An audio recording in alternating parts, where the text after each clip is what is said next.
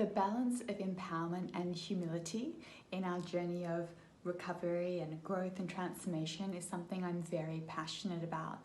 And when I talk about this to expand, I think there is this very big requirement to be doing work on our own and exploring a lot of the time, but also to be engaging with other people as part of our recovery and growth process.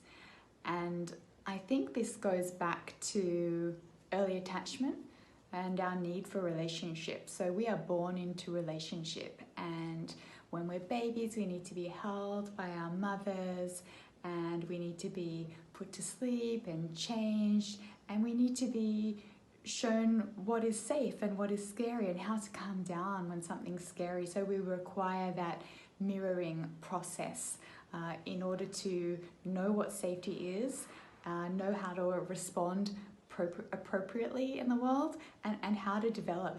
And as we grow, we need, I guess, less and less help to feel safe. So hopefully that experience of co-regulation, of being and learning and responding with another, shows us how to then self-regulate. And to self-regulate means to be able to return to states of safety when there are experiences of activation and danger.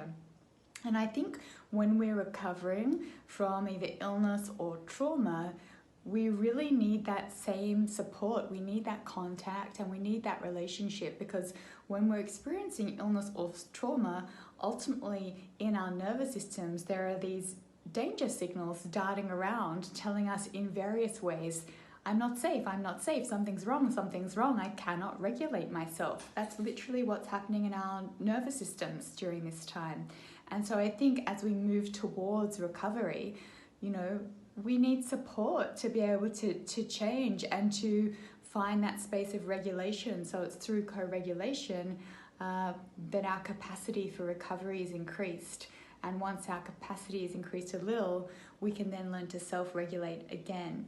So whenever I'm talking to people about recovery and change and growth and transformation, I always share about this because I think it's so important. And I also feel there can be a stigma or a shame attached to needing support. Many of us are taught, be strong, be independent, don't be weak, don't ask for help. And it can stop us asking for help when we really need it. And of course, if we could do it on our own, we'd get better, we'd recover from trauma, we'd recover from illness, and everything would be fine. But sometimes that's not the case.